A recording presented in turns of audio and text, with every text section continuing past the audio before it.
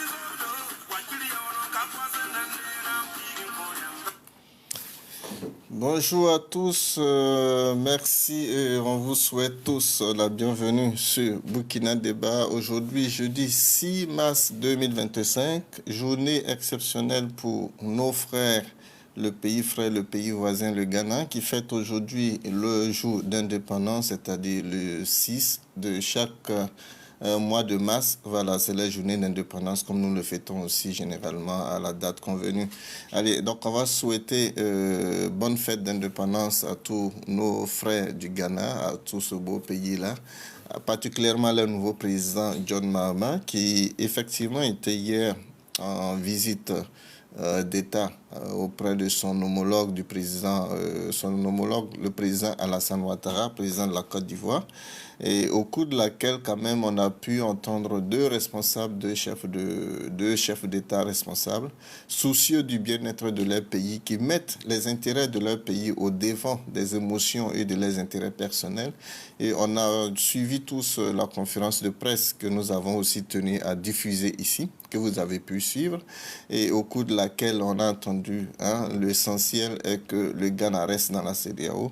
Le Ghana préfère rester dans un groupe de 15, dans une famille plus élargie que dans une famille qui se soustrait de la grande famille.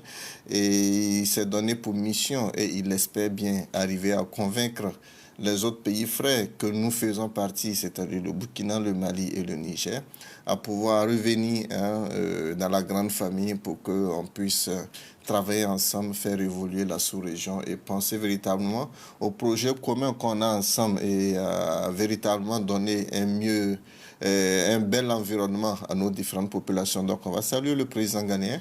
Félicitations encore une fois à lui pour son élection aux dernières élections présidentielles. Et on va dire aussi merci au président Alassane Ouattara pour son leadership qu'il incarne. Parce que, qu'on le veuille ou pas, il faut le reconnaître. Autrefois, Blaise Compaoré l'a été pour nous au Burkina Faso et pour la sous-région. Blaise Compaoré a été un leader, il a été un rassembleur, il a été un responsable, un président, très respecté dans la sous-région et un peu en Afrique. C'est pour cela qu'il a été plusieurs fois sollicité pour des médiations ou facilitations de certaines crises. Et il faut saluer aujourd'hui ce leadership que le président Alassane, le président ivoirien, incarne. Et ça lui donne quand même cette force à travers la sagesse qu'il incarne, de pouvoir réconcilier, de pouvoir gérer les crises, de pouvoir apporter son aide sur le volet politique ou économique à certains États qui lui font appel. Allez, merci à vous que vous nous rejoignez. Ne soyez pas avares en tapotage. On est juste à 130 cœurs. C'est pas juste. C'est vrai que vous êtes en carême, vous êtes en carême. mais on tapote, on partage pour que quelques amis puissent nous rejoindre. C'est vrai, c'était pas prévu. J'ai décidé de le faire parce que j'ai un petit temps libre aujourd'hui, donc on profite de faire ce panel et après ça va être rediffusé en boucle sur la radio. Ça permettra aux uns aux autres qui ne suivent pas actuellement de pouvoir aussi réécouter sur la radio et sur notre page YouTube. Et vous qui êtes en direct, voilà, vous avez cette primeur d'entendre ce que nous allons dire aujourd'hui. Ce panel va se dérouler comme suite. C'est-à-dire, dans un premier temps, je vais d'abord faire un rappel d'actualité concernant le personnage dont nous voulons parler aujourd'hui. En titre, vous voyez la fuite des responsabilités de crime. Voilà, il faut comprendre des responsables de crimes plutôt. Il faut comprendre qu'au Burkina Faso, loin de ce qu'on laisse miroiter sur les réseaux sociaux, loin de ce qu'on laisse miroiter sur les médias locaux au Burkina Faso, il y a plusieurs crimes qui ont été commis. Et aujourd'hui, ce régime d'Ibrahim Traoré, malheureusement, laisse une empreinte qui sera difficile à être oubliée ou à être effacée. Et cette empreinte qui sera encore douloureuse, qui est très douloureuse aujourd'hui pour certaines familles, ce sont les questions d'enlèvement et d'assassinat. Et pas des moindres, pas seulement des civils, mais généralement des militaires. Et tout cela se fait sous les yeux de certains responsables militaires, de certains officiers de l'armée qui, effectivement, ne comprennent pas le sens de leurs responsabilités, qui ne prennent pas vraiment le plein sens de leurs responsabilités dans ce pas des crimes qui sont commis par les jeunes officiers aujourd'hui qui ont fait le coup d'État. Je vais aller vous faire écouter quelques éléments et on va évoluer progressivement. Il faut dire qu'on a tiré un peu des leçons ou des enseignements de notre frère Ladji Chérif qui nous a appris cela. Il faut appuyer ce que nous disons, pas des éléments factuels, pas des éléments sonores ou vidéo qui permettent quand même aux uns aux autres de savoir que nous ne parlons pas parce qu'on déteste X ou Y. Non, nous parlons sur la base de certains faits. On analyse les faits et on tire derrière des analyses pour conseiller. Depuis que nous faisons des panels sur la question de notre pays, le Burkina Faso, vous avez suivi comme nous au début où certains disaient que oui, ils ne sont pas burkinabés parce que d'autres sont étonnés que ce soit des burkinabés qui puissent avoir ce type de langage, ce type d'analyse sur la situation de leur pays.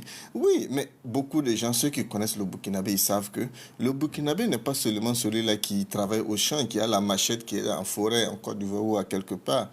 Et le burkinabé, c'est aussi l'intellectuel. Le burkinabé, c'est aussi l'analyse politique. Le burkinabé aussi, c'est le communicateur. Le burkinabé aussi, c'est le politologue qui est assez bien formé et qui a cette sagesse de pouvoir savoir gérer les choses de façon civilisée. Le burkinabé n'est pas la personne qu'on laisse penser aujourd'hui, le barbare, l'insulteur public, le dénigreur ou le menteur. Non, il y a ces burkinabés aussi qui ont la capacité d'analyse et d'apporter la vérité. Et c'est ce que nous allons faire aujourd'hui avec vous.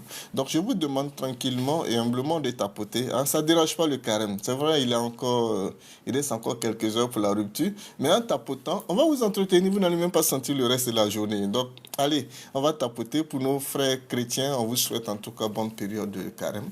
Et pour les musulmans, on l'a déjà fait. Allez, c'est deux religions qui ont la même période de jeûne et nous espérons que durant tout ce mois, toute cette période de jeûne des deux religions vont permettre quand même que la situation trouve quand même une issue heureuse, qu'on soit débarrassé de tous ces menteurs, de tous ces imposteurs. Allez, on va commencer tout d'abord. Vous savez, quand Ibrahim Traoré est arrivé, il a d'abord dénigré le pouvoir d'Amiba. Et Damiba, à l'époque, avait nommé quand même, parce que lui étant un officier de haut rang, avait positionné aussi à certains postes des officiers de haut rang pour leur permettre quand même de restructurer l'armée.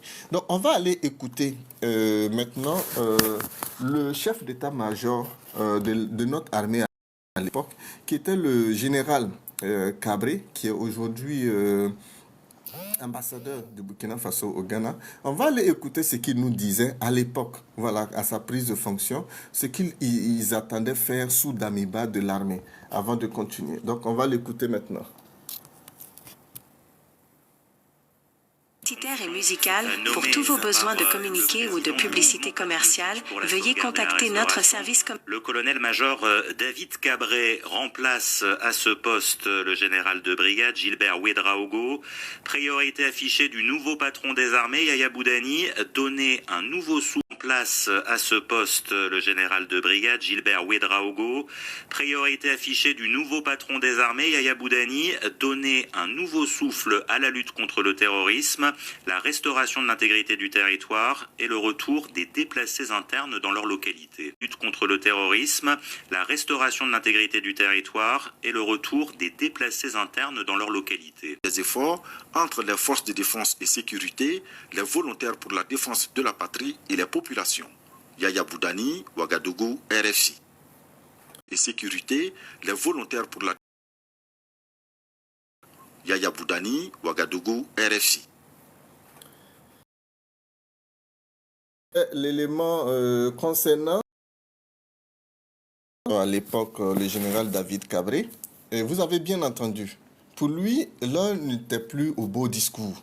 Parce que quand Damiba a fait son coup d'État, ce qu'on avait eu à reprocher au président Roch Marc Christian Kaboré, c'était la lenteur, le manque de fermeté dans la prise de décision pour permettre à l'armée, surtout, de pouvoir travailler, de pouvoir coordonner les actions. Eux, militaires qui sont arrivés après le coup d'État de Damiba, il fallait maintenant réorganiser, restructurer, vous avez bien entendu le mot, restructurer l'armée, planifier et coordonner les actions pour que les opérations... est simplement un fonctionnaire ivoirien à l'ambassade qui a trompé la vigilance de tous. Donc lui c'est dit là. Ça ne... Voilà, désolé, c'est l'ordinateur, une touche. Voilà. Donc, suivant ces actions, le colonel David Cabré était carrément lancé à orienter...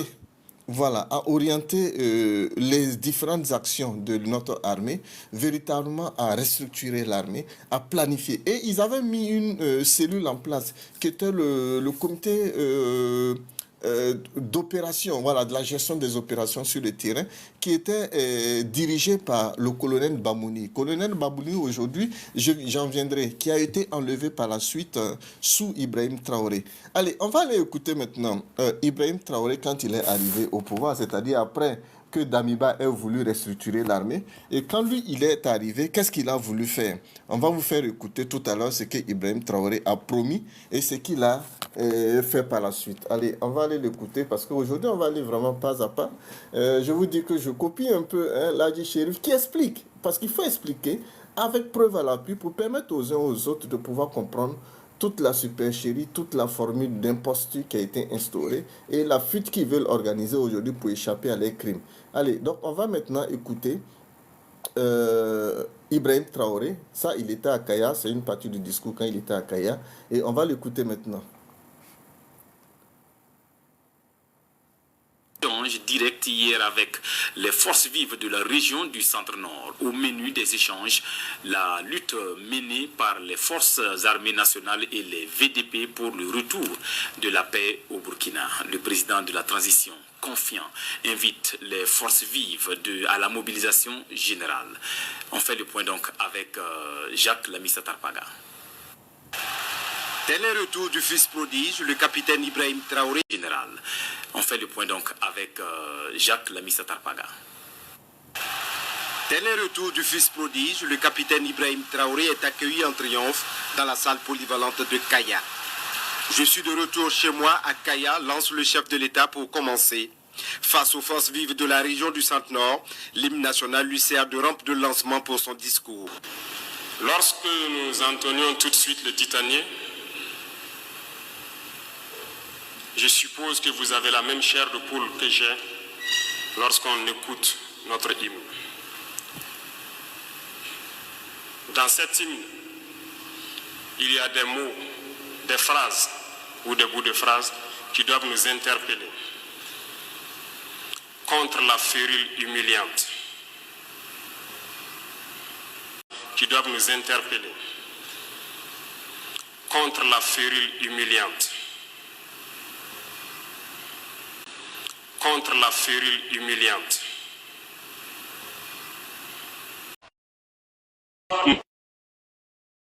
Chandé.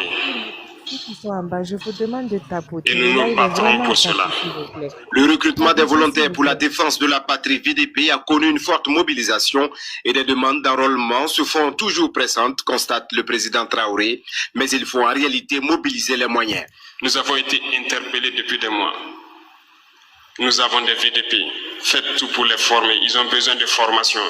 Je comprends ce cri de cœur, cette envie d'aller vers l'ennemi. Mais je puis vous dire en toute sincérité, c'est parce que nous avons eu des difficultés à un moment pour pouvoir satisfaire le besoin en armes. Dieu merci, cet équivoque est levé il y a quelques jours de cela. Dans son discours face aux forces vives du Centre-Nord, le président de la transition envoie un message clair à ceux qu'il appelle les impérialistes et manipulateurs. Il s'agissait donc de plumer cette jeunesse, de tout faire pour qu'elle reste pauvre dans la mendicité. De sorte que lorsque vous lui tendez un billet de 5 000 francs, il n'a pas le choix que de suivre et de se taire. Et au moment donc venu, on les utilise comme on veut. Non, la jeunesse doit être indépendante. Chacun doit pouvoir manger à sa faim et ne pas se plier aux ordres de quelqu'un. C'est parce qu'on a le ventre vide qu'on n'a pas le choix souvent, on suit. C'est cette politique qui a été adoptée depuis longtemps. Il est temps qu'on arrête cela. Les richesses sont entre les mains d'individus véreux qui tiennent le pays. C'est eux qui tiennent les greniers. Ils choisissent quelques jeunes, on les donne quelques sacs de mil, quelques épis. Et lorsque la masse populaire commence à pleurnicher, on jette quelques graines par terre pour qu'ils picorent et ils doivent se taire. C'est ça la politique qui existe ici. Ça doit cesser. On ne doit pas utiliser nos masses populaires, notre jeunesse comme ça. Pour l'heure, l'urgence reste le combat pour la libération du Burkina. Les attaques perpétrées hier dans la commune de Kaya, quelques heures avant l'arrivée du chef de l'État, ne doivent pas être source de découragement, mais plutôt de mobilisation pour poursuivre le combat, a dit le chef de l'État. Ok, là c'était l'intervention d'Ibrahim Traoré quand il a pris le pouvoir et qu'il est retourné à Kaya. Vous avez entendu le journaliste qui parle de fils prodige. Ouais, fils prodige, pourquoi? Parce que il était l'un des chefs commandants de la première région militaire qui est à Kaya. Et il avait été nommé par Ibrahim Traoré parce qu'il avait confiance en lui, par Damiba plutôt parce qu'il avait confiance en lui. Mais malheureusement, c'est lui qui a trahi Damiba. Et qu'est-ce qu'il a eu à dire? Vous avez bien entendu, il a pris quelques passages de notre hymne national, parlant de Ferry l'humiliant, parlant des efforts des peuples de la résistance face aux valets locaux, et parlant aussi des servants locaux, et disant que l'impérialisme ou les politiciens plumaient la jeunesse. Je vais aller juste prendre quelques exemples. Aujourd'hui, qui plume la jeunesse? Est-ce que cette jeunesse encore a la capacité de dire ce qu'elle pense? Lui, Ibrahim Traoré, il dit, on plume la jeunesse, on réduit la jeunesse à zéro, à mendier, et on jette quelque chose, les petits restants à terre, et la jeunesse va venir picorer. Et puis, quand tu as faim, tu n'es pas libre, tu ne peux pas dire ce que tu veux, tu es obligé de suivre comme un mouton. Aujourd'hui, qui suit Ibrahim Traoré comme un mouton? Pourquoi ils suivent Ibrahim Traoré comme un mouton? Parce qu'il n'y a pas de boulot au Burkina Faso, parce qu'il n'y a pas de sécurité au Burkina Faso. Et le peu de jeunes qui restent encore dévoués, encore courageux à entreprendre, qui viennent ouvrir les petites boutiques encore à Ouagadougou pour survivre, qui casse les boutiques? Est-ce la France, est-ce l'impérialisme, comme on le dit, qui vient casser ces boutiques? Ou bien c'est nous qu'on traite d'esclaves ou bien de valets locaux, c'est nous qui cassons aujourd'hui les petites boutiques qui restent à ces jeunes au Burkina Faso pour survivre? Non, ce n'est pas nous. Il a parlé de résister. Aujourd'hui, quand on parle de valet local, qui est le valet local aujourd'hui au Burkina et qui est l'impérialiste venu d'ailleurs, comme il a bien cité, venu aujourd'hui en train d'opprimer le peuple parce qu'on dit il n'y a pas de sécurité, mais l'exploitation de l'or ne s'est pas arrêtée. Et pourquoi ça ne s'est pas arrêté? Parce que ça enrichit ceux qui sont venus d'ailleurs pour venir piller nos richesses. Donc c'est plutôt ce que lui, il est en train de faire qu'il a dit plus tôt. Allez, l'objet aujourd'hui, c'est pas Ibrahim Traoré, c'est son oncle Koulibaly Kassoum. Donc, on va continuer. On va continuer. Et je vais vous faire écouter maintenant quand il a nommé son oncle Kassoum Koulibaly C'était le 25 octobre 2022. Il faut dire qu'Ibrahim Traoré est arrivé au pouvoir le 30 septembre 2022. Donc, quelques jours après la signature de la charte, il a nommé son oncle qui a été son premier ministre de la Défense. Voilà. Donc, Kassoum Koulibaly, qui était à l'époque colonel, voilà, qui s'est vu bombarder plus tard général, ça c'est dans la suite que vous allez le voir, a été installé à son poste le 3 novembre 2022. Allez, on va le suivre, son discours d'installation, et on revient pour continuer.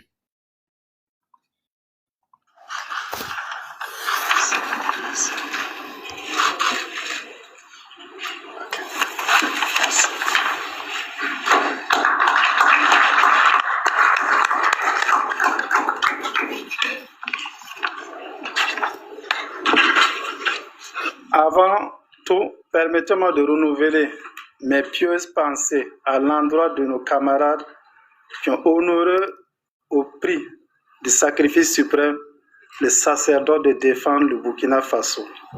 Ensemble, observez une minute de silence.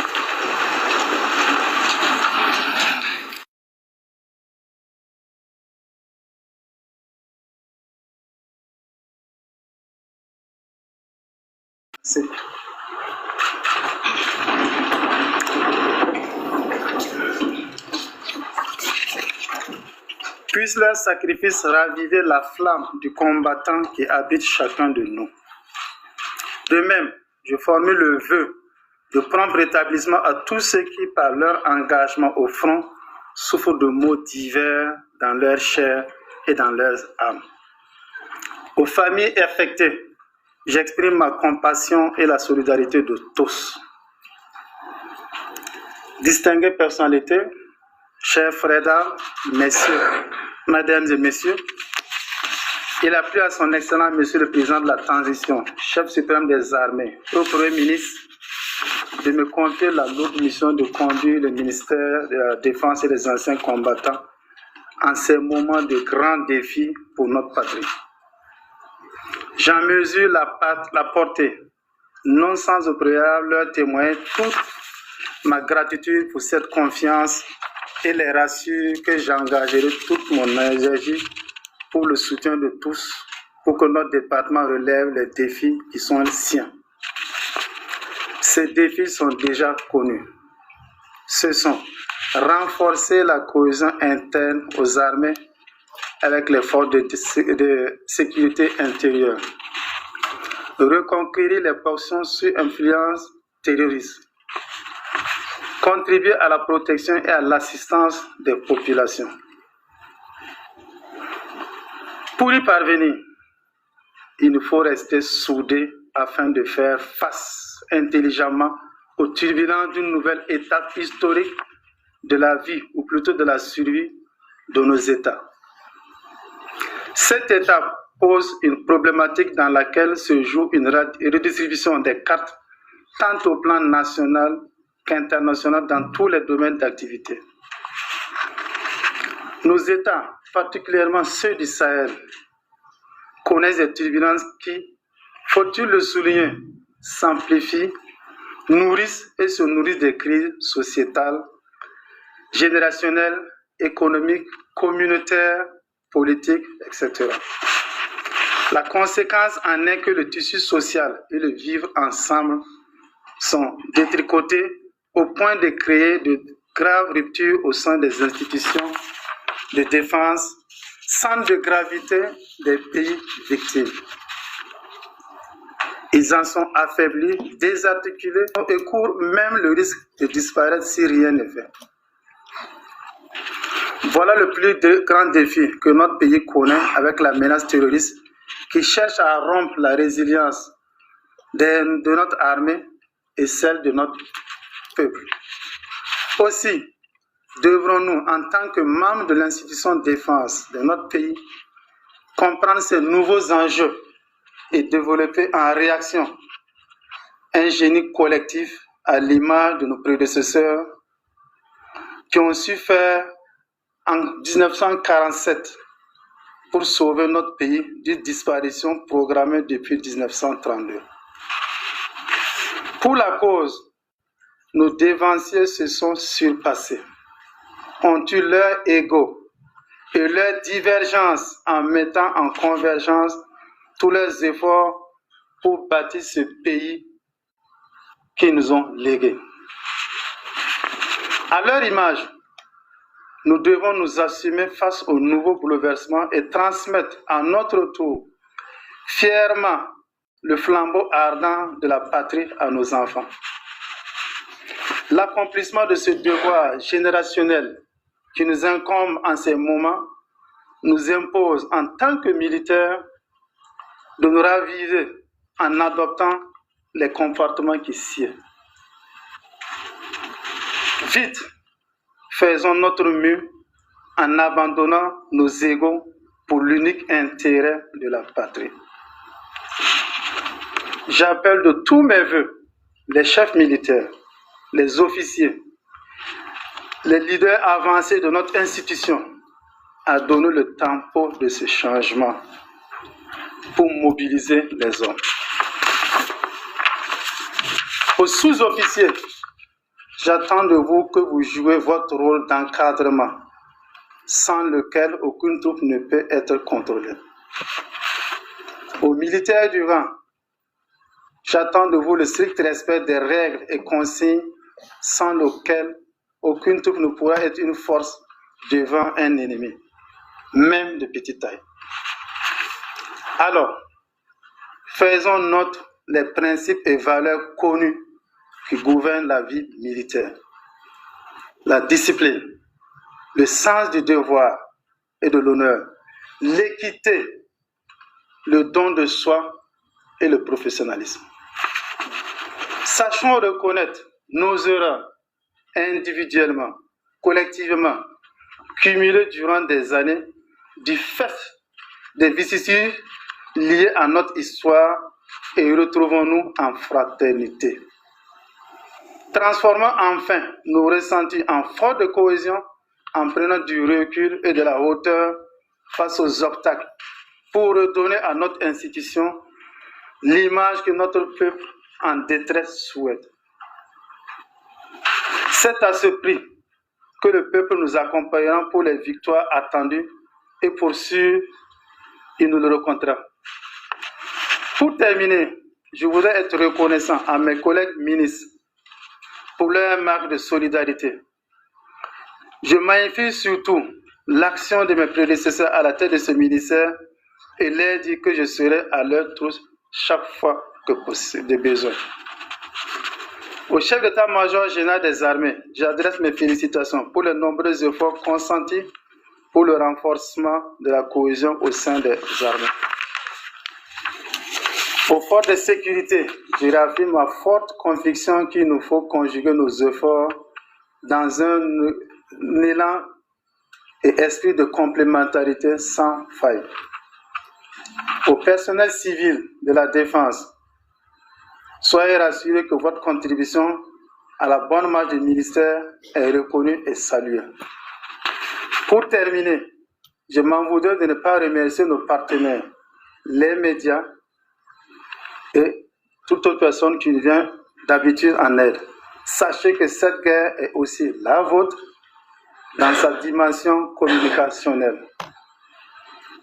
Votre veille et réponse appropriée frapperont l'ennemi et l'afflueront sur ce champ de bataille au profit des troupes combattantes. Merci de nous accompagner. À tous, je dis merci pour le déplacement ici ce soir. Vive le Burkina Faso, que Dieu bénisse les forces armées nationales, la patrie la mort vaincront. Voilà. Vive le Burkina Faso. À sa prise de service, vous avez bel et bien entendu le beau discours, parce que Ibrahim Traoré aussi, quand il est arrivé, il a sorti aussi le beau discours, comme vous venez de l'écouter à Kaya.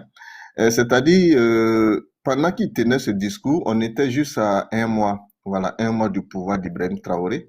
Donc, il fallait caresser les gens dans le bon sens, parce que c'était le bon sens qui a amené le Burkinabé à adouber Ibrahim Traoré, à adopter Ibrahim Traoré et à l'accepter. Vous avez entendu dans les dires du ministre Kassoum, comme il venait d'être nommé, il a parlé, il a reconnu le travail bien fait de ses prédécesseurs, c'est-à-dire les ministres de la Défense qui l'ont dévancé. Et il a salué ces personnes pour dire qu'ils ont surpassé leur ego pour pouvoir construire ce beau pays qui est aujourd'hui à leur charge. Et eux, à leur tour, ils allaient travailler à la cohésion sociale de l'armée, à la complémentarité et surtout, ils remerciaient les partenaires du Burkina Faso qui ont aidé le Burkina Faso à tenir jusqu'à ce qu'ils arrivent au pouvoir. Et il a salué aussi les médias qui jouaient un rôle important parce qu'ils allaient sur le terrain pour nous apporter les réalités. Les médias ne cachaient pas la vérité qu'il y avait sur le terrain. Les détresses des populations passaient dans les médias. Et nous, on menait des débats libres sur les médias pour pouvoir faire comprendre un peu la situation et permettre aux dirigeants de l'époque. Sous Damiba, aucun officier n'a été enlevé. Le ministre Kassoum Koulibaly, il a reconnu, il a salué le chef d'état-major qui a travaillé véritablement à rendre opérationnel l'armée, à créer l'unité, parce que c'est ce que le général David Cabré avait dit dans le premier discours que je vous ai fait écouter, qui a parlé de réorganiser, recréer une certaine dynamique, restructurer l'armée et créer, planifier et rendre quand même de façon bien opérationnelle les différentes actions qui devaient être menées. Et lui, voilà ce qu'il a dit dans son premier discours. On continue. Après ce premier discours à la prise de service, on va écouter maintenant ce qu'il a eu à dire quand il a été en Russie. Il faut dire que tout a basculé. Pour Ibrahim Traoré, ça a basculé quand il a été rencontré Goïta, qui était déjà un envoyé recruté par la Russie. Maintenant, le ministre Kassoum, quand il a été en Russie, rencontrer ses nouveaux maîtres, vous allez voir comment le ton va changer. Allez, on va écouter maintenant l'interview qu'il a donnée en Russie suite à sa visite. Allez.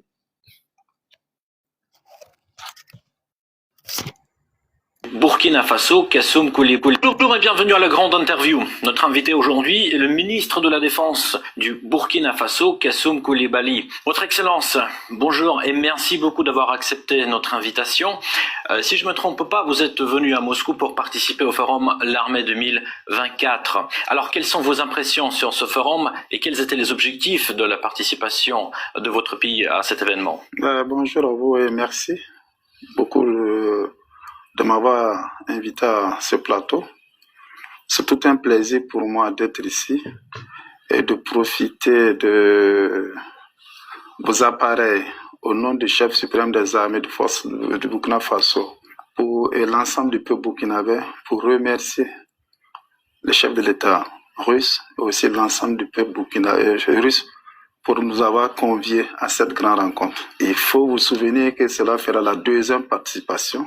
Mais après la première participation de l'année dernière, nous avons beaucoup appris de ce qui était sur le terrain ici, quelles étaient vraiment les possibilités qui nous étaient offertes. Cette année, ça s'est confirmé encore et on a vu une nette amélioration cette année avec un genre de séminaire où il nous est exposé durant ce forum les retours d'expérience de l'opération spéciale. Et ça, c'est vraiment enrichissant pour nous. Et c'est vraiment le point positif pour cette année. Vraiment, félicitations aux organisateurs pour cette belle initiative. Et quels étaient les objectifs de la participation de votre pays à ce forum? Mais quand on vient au forum, c'est toujours pour voir ce qu'il y a, surtout que c'est un forum armé. Donc tout ce qui est trait aux armes, à la participation de l'ensemble des forces de défense et de sécurité aux différentes opérations, c'est surtout voir prendre en compte l'expérience qui est ici vécue et aussi que nous donnons des impressions sur ce que nous faisons. Vous faites un échange d'expérience. C'est surtout pour ça qu'on vient pour ça. Et ça permet aussi de voir les nouveautés, les évolutions qui ont été faites à partir des retours d'expérience pour les nouveaux matériels et équipements qui peuvent servir à tous ceux qui sont dans la lutte. Comment vous estimez les relations entre nos deux pays au niveau de sécurité? Il faut dire que les relations sont assez bonnes parce qu'on coopère franchement, c'est ça qui est l'essentiel. On vous a dit ça, on le dit toujours, le Burkina maintenant a compris que personne ne viendra fermer nos bouches, ne viendra fermer nos yeux, nos oreilles. Ce que nous entendons, nous allons là où nous voulons aller, nous voulons traiter qui veut, et l'essentiel que ce soit par une considération mutuelle, et ça c'est essentiel. On voit aussi que la France perd son influence en Afrique. Comment vous expliquez ce phénomène? Ben non, nous on n'a pas dit que non, on constate sur le terrain. Chaque État est responsable de sa politique. De toute façon, on l'a dit, les États n'ont pas d'amis. Les États n'ont que des intérêts à défendre. Quand vous avez vos intérêts à défendre, sachez défendre vraiment réellement. Mais si vous voulez profiter de vos intérêts pour aliéner les autres, pour fermer les yeux aux autres, non, ça ne marchera pas. On a un monde maintenant vraiment assez global. Il faut tenir compte de la réalité sur le terrain, tenir compte des acteurs qui sont devant vous. Mais vous êtes d'accord avec ce fait que la France perd sa popularité, notamment dans votre pays? Chez nous, ça a été assez tranché parce que les faits étaient assez criants. Nous sommes à certaines responsabilités, mais même la population lambda a senti que quelque chose n'allait pas. Et maintenant, tout le monde sent la différence. C'est quoi cette différence, juste pour nos spectateurs? Ben, cette différence, si vous êtes là, on vous dit qu'on vous promet ça, on vous donne ça, on fera ça pour vous. Et si vous vous rendez compte qu'au fait, tout ce qui était fait, c'était de la poudre à vos yeux, il y a un problème. Imaginez-vous, par exemple, que quand j'ai un attentat, vous me dites non d'attendre, vous allez intervenir. Il y a un problème. On est en partenariat depuis quand? Pourquoi vous ne m'avez pas formé à pouvoir faire face aux attentats? Pourquoi vous ne m'avez pas formé à pouvoir faire face aux attaques terroristes? Pourquoi vous ne faites pas? Vous dites souvent que vous allez faire des actions. Non. C'est pour ça que nous préférons qu'on nous donne les moyens, qu'on nous forme, que nous fassions face à nos réalités, au lieu que quelqu'un vienne faire la guerre ou le combat pour nous. Ma toute dernière question, comment se poursuit le combat contre le terrorisme dans votre pays? Ben, ça va très bien parce que ce qu'on a fait à notre côté, sachant que de par les systèmes qui étaient là, notamment par la Banque mondiale et les FMI, que les recrutements étaient vraiment suivis et très insuffisants pour la réalité, le Burkina, pour cette lutte contre le terrorisme, a lancé le processus de recrutement de par la volonté de la population, de volontaires pour la défense de la patrie. Et nous avons, en un de temps, augmenté considérablement nos effectifs. Et nous prenons le soin de sensibiliser ces gens sur les droits humains, la formation militaire pour un meilleur engagement, un meilleur emmaillage de notre territoire. Je vous remercie. Merci beaucoup.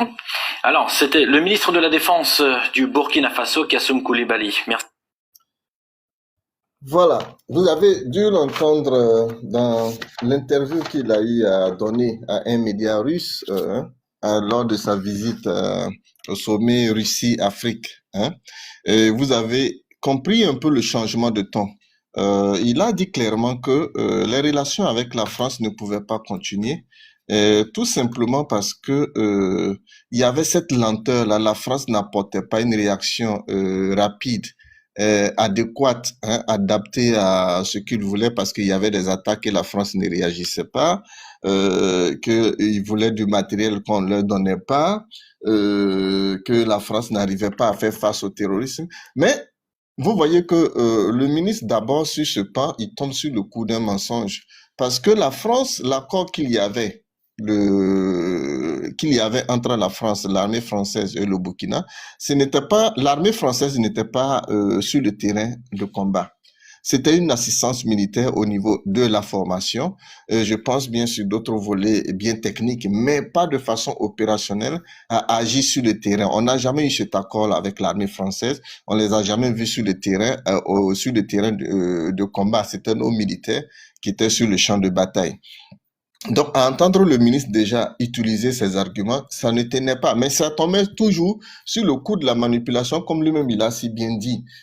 Parce que les États n'ont pas d'amis, ils n'ont que leurs intérêts. Mais quand tu trouves pas ton intérêt à quelque part, il faut aller voir ailleurs. C'est ce qu'il nous a fait laisser entendre. Et il a dit que avec la Russie, c'était mieux.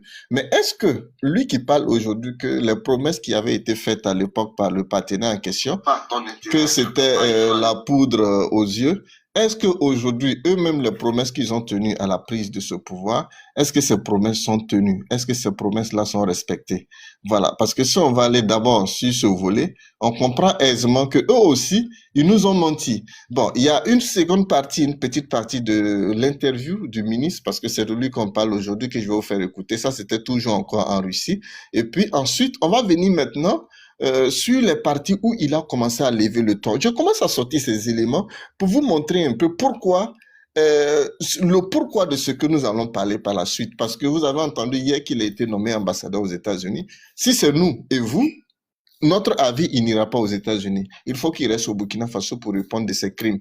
Parce que quand il a parlé ici du recrutement des VDP, il a dit en rien bout de temps, on a gonflé l'effectif. Mais on a gonflé l'effectif de qui? Avec qui? Est-ce que ce sont des hommes habilités au combat? Est-ce que ce sont des civils qu'on devait ramasser, jeter sur le terrain avec juste des armes de guerre pour commettre des crimes?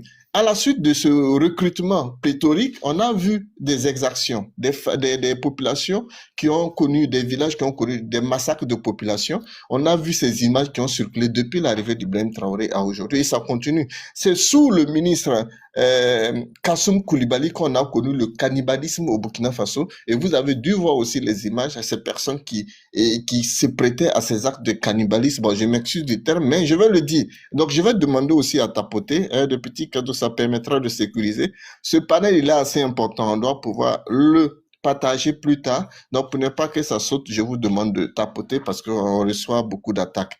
Voilà. Donc, on va aller écouter le second élément avant de venir. Voilà.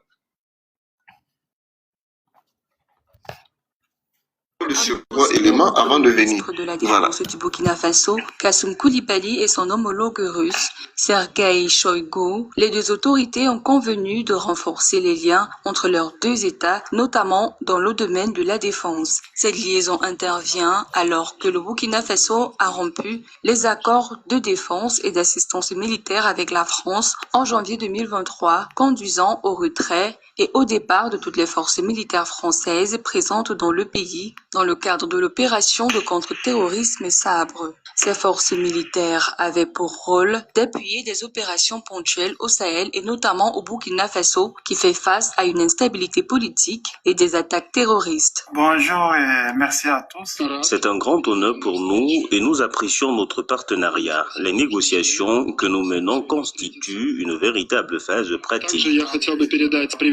Depuis 2015, le Burkina Faso est en proie aux exactions terroristes. Cette insécurité a mené 2 milliers de Burkinabés à fuir leur région natale. Plusieurs groupes armés rivaux liés à Al-Qaïda ou à l'organisation État islamique sévissent dans la région du nord du Burkina Faso, à la frontière avec le Mali et le Nigeria, dite zone des 3 frontières. La coopération avec les forces militaires russes est établie dans le but d'indiquer la progression des groupes djihadistes dans ce pays d'Afrique de l'Ouest.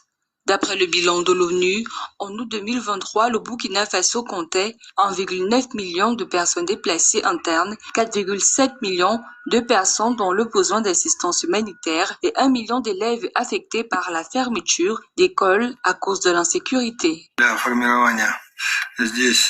Merci pour votre arrivée rapide en Russie pour former une délégation interministérielle et pour votre volonté de travailler à l'augmentation de notre coopération dans le secteur de la défense et dans l'économie. Les relations entre la Russie et le Burkina Faso sont bonnes, basées uniquement sur les principes du respect mutuel et de la prise en compte des intérêts de chacun et ces dernières années, ils ont pris une dynamique positive.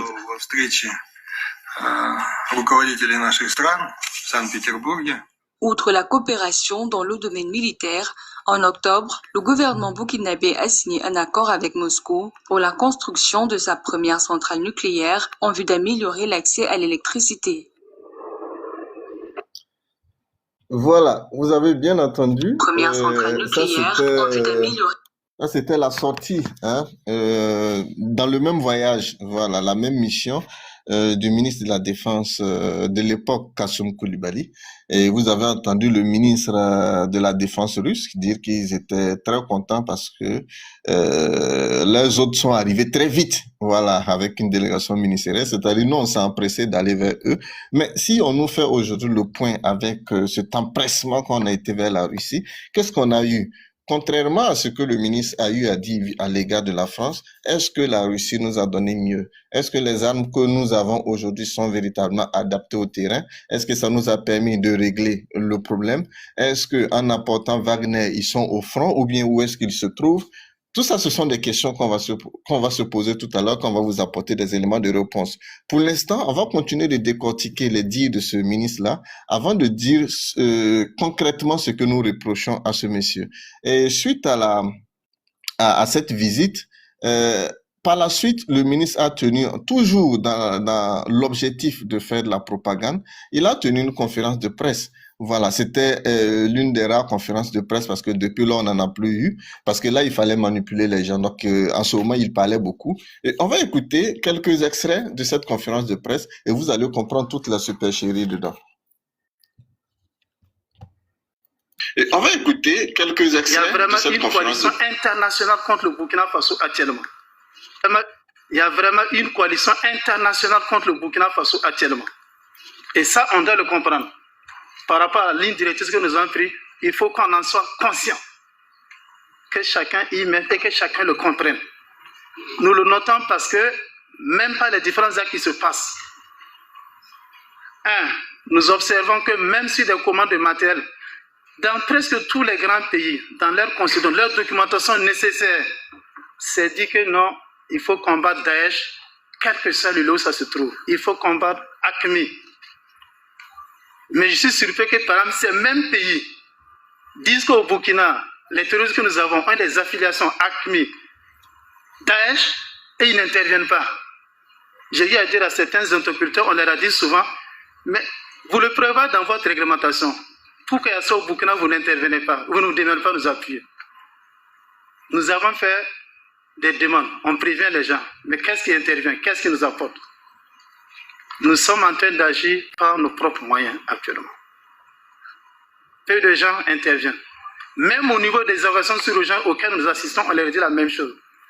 Il ne s'agit pas de s'asseoir de qu'il faut qu'on fasse des manœuvres conjointes ensemble. Pendant que moi je suis occupé au nord, comme il doit aller faire une manœuvre conjointe au sud, il va sans dire que ce serait difficile pour moi de le faire. Parce que ce n'est pas ma priorité d'abord. Et dans beaucoup de choses, c'était arriver à circoncire le terrorisme au niveau du Burkina Faso. Si c'est ça, pourquoi ne pas nous donner les mains, pourquoi ne pas intervenir ensemble pour régler cette histoire? Le Burkina Faso demande uniquement qu'on nous envoie des moyens pour que nous fassions cette barre. On n'a pas besoin d'un soldat étranger, nous allons gérer notre affaire nous-mêmes. Dieu merci, la population a massivement répondu à l'appel du chef de l'État pour les VDP.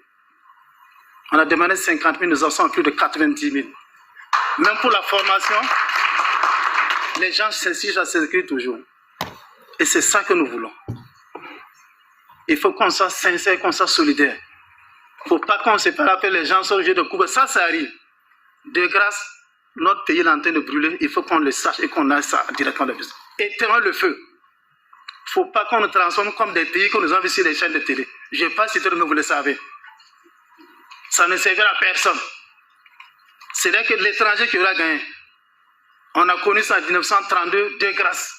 Ne revenons pas, ne répondons pas des autres. Soyons solidaires. Ce n'est pas une histoire de personne, ce n'est pas une histoire de pouvoir, ce n'est pas une histoire de truc, c'est une histoire du Burkina Faso. Et la dernière image l'illustre très bien. Ne tirons pas de tous les côtés, essayons de maintenir notre drapeau à un lieu fixe et qui flotte au plaisir de nous tous. Nous avons actuellement beaucoup de violations de notre espace aérien. Nous prévenons. Quand les questions on dit voilà, on a vu ça, on vous prévient.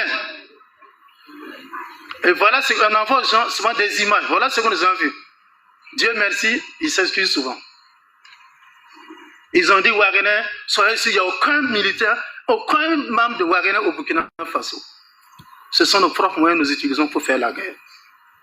À partir des cotisations, des impôts et des contributions. Merci encore à tous ceux qui contribuent. Nous avons payé de l'argent pour les avions. Mais l'armement pour monter sur ces avions, des pays occidentaux refusent de donner la mission pour ça.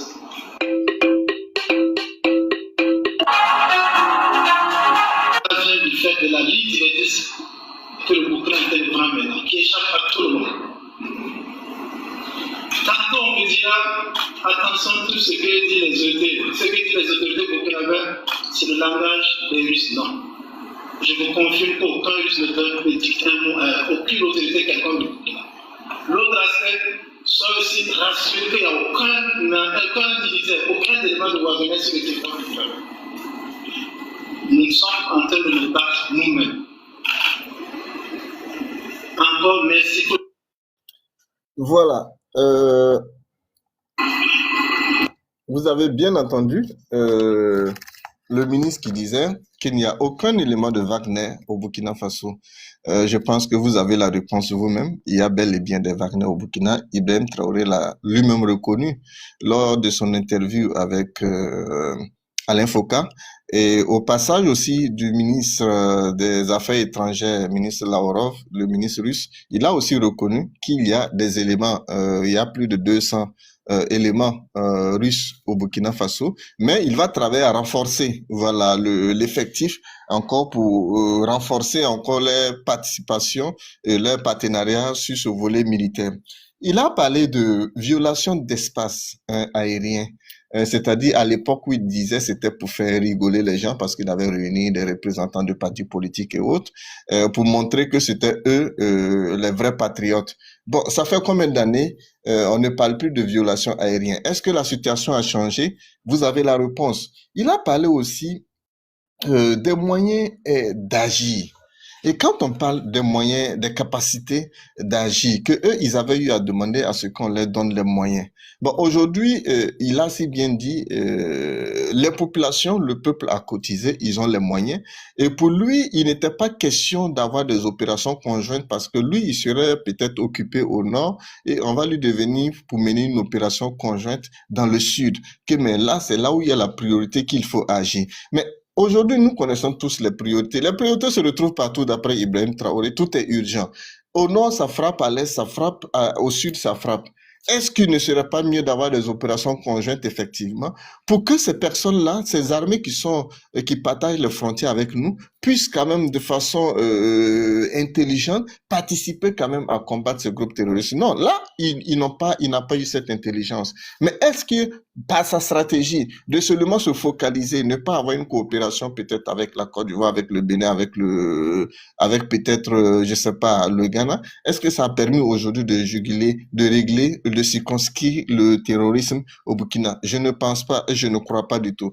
Mais est-ce que là où il s'est concentré, c'est-à-dire dans le Sahel, au nord, les frontières avec le Mali et le Burkina, qu'est-ce qu'ils ont réussi à faire? Est-ce qu'il y a des résultats aujourd'hui? Sous le même Kassoum Koulibaly, c'est sous le même ministre qu'on a connu le plus grand nombre de militaires tombés, qu'on a enterrés en cachette, le plus grand nombre de civils massacrés, qu'on a enterrés aussi en cachette et qu'on a camouflé. Allez, on va continuer avec le dernier élément où il se permettait maintenant de parler mal aux gens, où il faisait croire que les armes ne sont pas des cacahuètes qu'on payait parce qu'on avait voulu poser un problème sur un marché qu'il avait signé pour une société d'Ibrahima Maïga, c'est-à-dire les haut-parleurs, celui qui fait leur propagande, qui a une société avec son frère qui dirige ça aujourd'hui à Ouagadougou, qui devait se charger de payer des pick-up et autres. Et vous vous retrouvez avec la qualité moindre qu'on a sur le terrain. Vous voyez des blindés qui brûlent comme des cartons. Vous allez voir des 4x4 qui, au moindre choc, ne sont plus utilisables.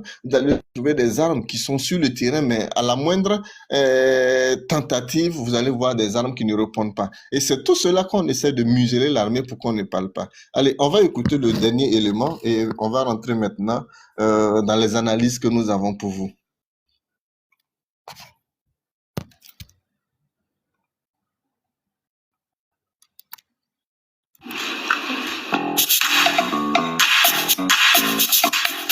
Cette situation se tourne aux populations dans certaines zones et ayant aussi à l'idée des complicités diverses qui ont lieu et qui continuent d'avoir lieu.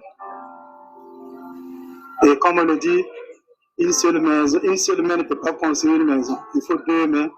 Il faut que nous donnions les mains pour construire les futures maisons. Notre paix, surtout pour le pays, et aussi pour la sous-région, passera évidemment et obligatoirement par ce don de main entre nous, par cette volonté de solidarité que nous agissons ensemble. Le président de l'Assemblée l'a mis en conclusion. Quand vous avez la case de votre voisin qui brûle, songez comment lui emporter d'abord un seau d'eau ou de sable où l'été a été un votre feu. Nous avons laissé passer des trucs pareils pour la Libye. En 2012, l'unité pour le Mali. Ne laissons plus de trucs pareils arriver dans un autre pays proche ou voisin de nous. On n'est pas bagarreur, on n'est pas belliciste. Ça, c'est un.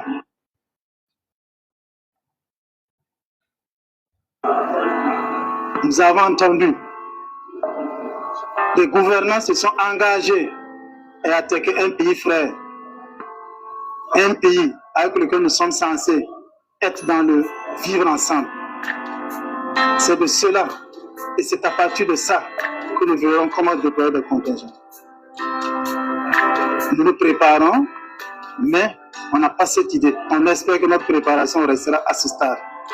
Mais nous voulons être sûrs que si toutefois certains gouvernants arrivaient à enfreindre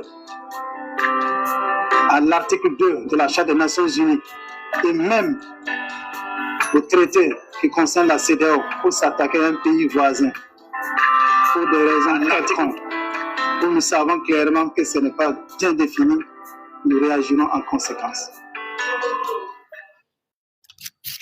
Désolé, je suis allé un peu vite en besogne. Là, c'était l'élément concernant la menace de la CEDEAO.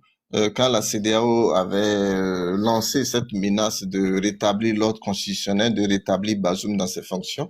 Et c'est là que le ministre Kassoum, à l'époque, était sorti faire cette déclaration pour dire en cas d'agression du Niger, eux, ils allaient intervenir. Effectivement, on a eu à dépêcher au Niger une unité. Voilà, et pas de moindre.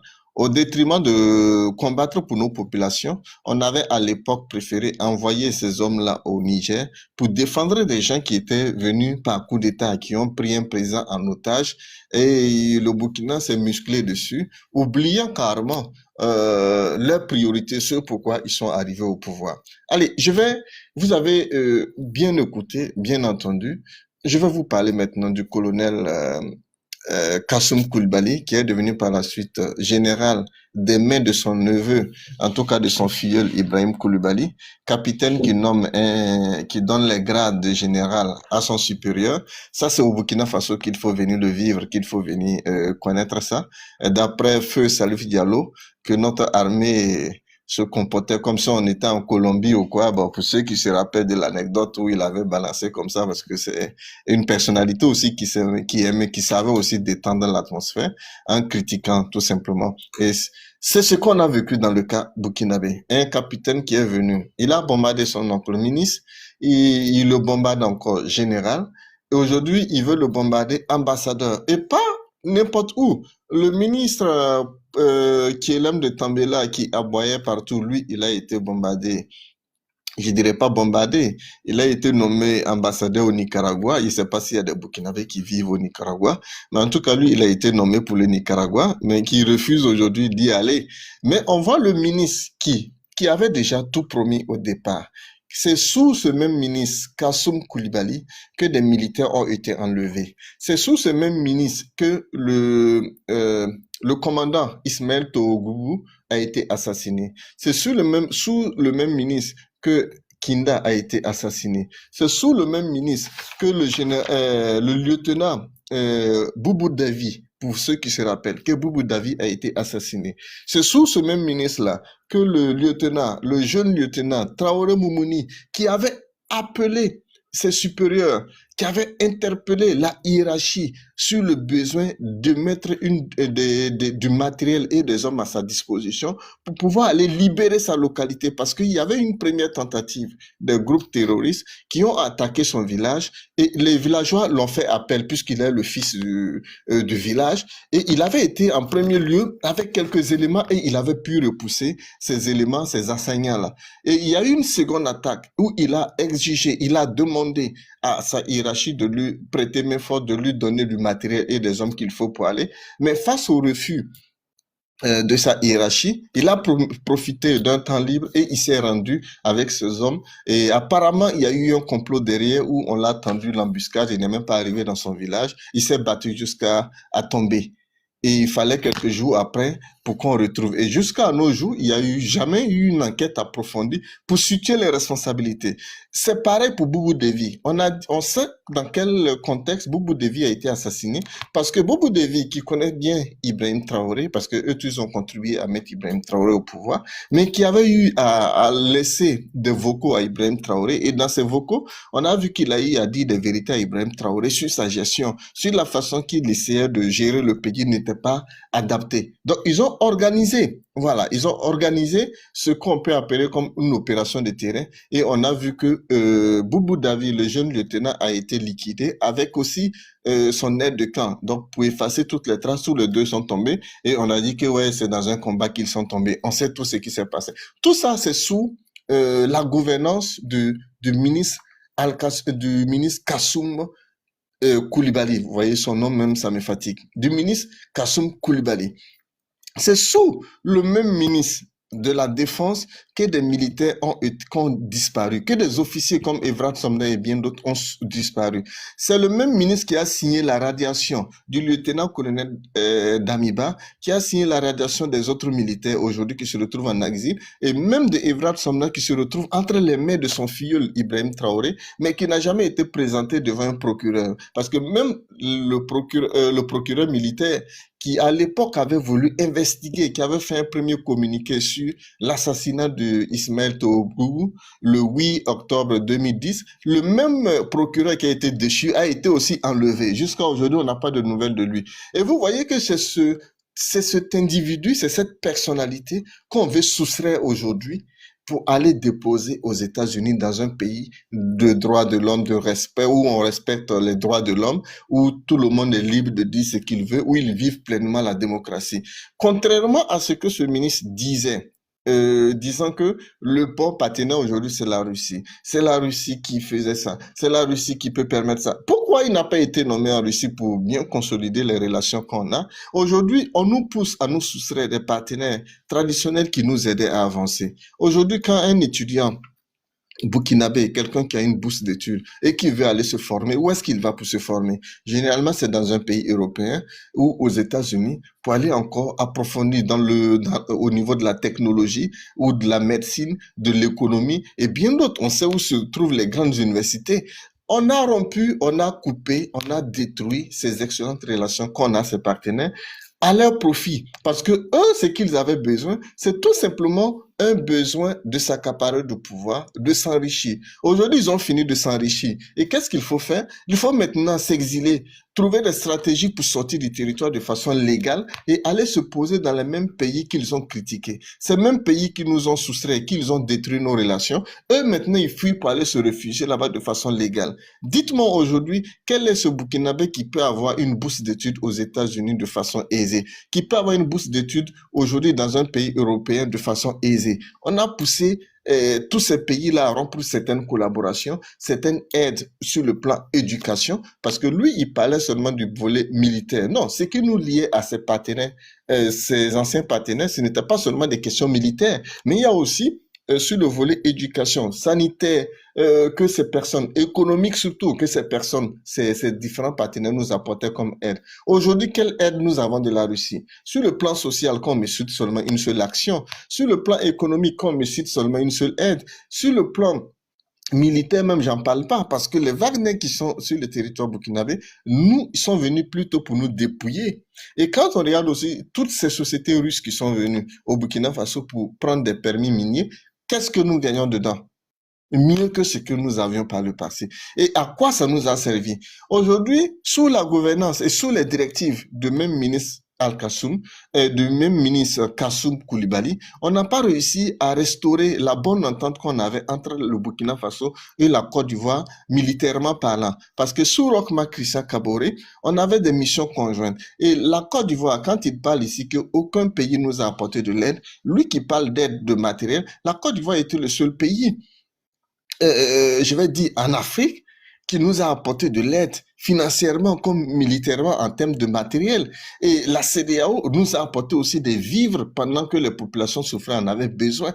Tout ça, ils ont omis ou bien ils ont fait expressement de retirer cela de leur discours parce qu'il fallait seulement impressionner et asseoir leur volonté. Mais quand l'heure du bilan s'approche, il faut s'assumer. Quand l'heure de la fin de votre règne s'approche, il faut s'assumer. Et il faut que nous soyons vigilants parce que l'histoire se répète tellement que à chaque fois on revient pour commencer à crier, oui, on nous a menti, on nous a pillé. Oui, on finira pas de vous mentir tant que vous prêtez le flanc. On finira pas de vous mentir tant que vous allez continuer de laisser des personnes venir usurper un pouvoir, venir vous mentir, vous opposer, retirer tous vos intérêts, détruire tous les intérêts que vous avez avec les autres peuples et tout simplement se retirer. On a vu pareil ici. J'ai vu le frère Alassane Kounombo que je salue, qui a parlé du cas de Zida. Zida aujourd'hui s'est tapé des milliards, il a assis, il a fait détruire le RSP. Et c'est lui qui a fait signer le décret jeter certains officiers en prison. Et aujourd'hui, il est assis au Canada avec son argent. Est-ce que vous l'avez déjà entendu une seule fois parler de la situation sécuritaire au Burkina? Est-ce que vous le voyez aujourd'hui dire que je vais donner 1 million pour qu'on paye des vivres pour les populations aujourd'hui qui souffrent? Non. Est-ce que vous l'entendez encore parler de ces jeunes qui sont tombés en 2014 pour que lui vienne usurper le pouvoir? Est-ce que vous entendez le même Zida parler d'eux encore? Même les smokers qui sont assis à Ouagadougou n'en parlent pas. C'est un exemple que je donne. Donc, pour vous dire, à un moment donné, il faut dire non à toutes ces fuites, à ces personnes responsables aujourd'hui qui viennent couler le sang, qui viennent porter des lunettes noires, porter notre tenue, faire couler le sang, mentir, nous piller, et à un moment donné, ils veulent se soustraire avec les familles. Nous allons entreprendre toutes les actions et nous interpellons aussi tous les Burkinabés. Que tu sois juriste, que tu sois économiste, que tu sois politique, que tu sois civil, que tu sois citoyen lambda, je sais, il faut qu'on aille dans une dynamique de dire non à cette nomination, d'interpeller l'ambassade des États-Unis, d'interpeller toutes les institutions, parce que cet individu-là, ce personnage-là, nous avons besoin de lui sur le territoire. Et les militaires en premier, vous n'avez pas intérêt à laisser ce monsieur sortir du territoire burkinabé. Il doit rester avec vous, parce que ce qu'il a commencé, le matériel qu'il a commandé, le faux matériel qu'il a commandé qui est à Ouagadougou, les faux drones qu'ils ont commandés qui ne fonctionnent plus, qui sont à Ouagadougou, le faux matériel qu'ils ont, qu'ils vous livrent, allez vous faire tuer. Non, il faut leur dire de rester, vous allez combattre ensemble. La place d'un général, ce n'est pas hors du pays, pendant que ce pays est en guerre. Nous avons dit que ce pays n'est pas en guerre. C'est eux qui ont toujours plaidé pour dire que nous sommes en guerre. Alors, quel est ce pays qui est en guerre et qui préfère envoyer l'élite de son armée dehors? Qui va coordonner la guerre? Qui va organiser la guerre? À l'époque, sous Damiba, les officiers ont dit il faut restructurer l'armée, il faut réorganiser, il faut coordonner. Vous êtes venus dire non, eux ils coordonnent mal, ce qu'ils font n'est pas bien, et ils n'arrivent pas à faire comme il se doit. Et vous avez pris les places. Qu'est-ce que vous avez apporté? Ce que vous avez apporté, c'est l'enlèvement des officiers qui pouvaient réfléchir, qui pouvaient se donner la main. Vous avez brisé cette union, cette unité qu'il y avait au sein de l'armée pour tout simplement vos intérêts. Mais quand il s'agit maintenant de faire face à plus de 15 000 morts, 20 000 morts bientôt, sur le territoire burkinabé, vous voulez fuir vos responsabilités. Les États-Unis n'ont pas besoin d'un sanguinaire. Et je pense bien que ça a toujours attrapé ces personnes qui ont voulu se réfugier sur les territoires démocratiques, dans les pays démocratiques. Mais ça nous revient, nous, en tant que citoyens burkinabés, ça à nous de porter l'information auprès de ces autorités. Même si c'est deux Burkinabés qui adressent un courrier aujourd'hui aux Nations Unies, qui adressent un courrier aujourd'hui à l'administration Trump, ce monsieur-là, sa lettre d'accréditation ne sera pas acceptée et on va travailler à ce que ça ne soit pas accepté, qu'il reste au Burkina Faso pour faire face aux crimes qu'il a commis. C'est sous lui que nous avons connu le cannibalisme, c'est sous lui que nous avons vu des officiers assassinés chez eux en plein Ouagadougou, c'est sous lui que nous voyons nos parents, nos frères, nos sœurs enlevés et maltraités. Et aujourd'hui, il n'arrive même pas à situer les responsabilités. Il veut se soustraire de cela. Pourquoi? Pour classer tous ces crimes dans le vide. Et après, on va se retrouver avec des dégâts. Et eux, ils seront exilés tranquillement à quelque part dans un pays en paix, sous le couvert de la diplomatie. Parce que ces gens, même si un régime vient demain remplacer Ibrahim Traoré et qu'il soit celui-là qui veut se faire appeler ambassadeur, il ne va pas revenir au pays, il va rester là où il est, il va chercher en même temps à s'exiler. Il prépare tout simplement à faire sortir les familles et tout l'argent qu'ils ont pillé, parce que vous connaissez toute la chaîne d'achat de l'armement, tout l'argent qu'ils ont viré, cet argent qu'ils ont ne peut pas revenir au Burkina Faso. Donc, il faut le caser à quelque part. Donc, il faut pouvoir sortir du pays pour pouvoir l'utiliser. Et pour pouvoir le faire, il faut sortir les familles, il faut placer les enfants qui vont pouvoir se fondre dans l'atmosphère. Eux-mêmes vont pouvoir disparaître, se faire oublier. Et puis maintenant, préparer le terrain pour les Ibrahim Traoré. Une fois qu'ils quittent le pays, qu'ils puissent aussi se soustraire. Parce que la famille sera déjà dehors. Lui, l'oncle va déjà préparer le terrain. Et c'est ce qu'ils font. Parmi eux, dites-moi qui a encore sa famille sur le territoire burkinabé.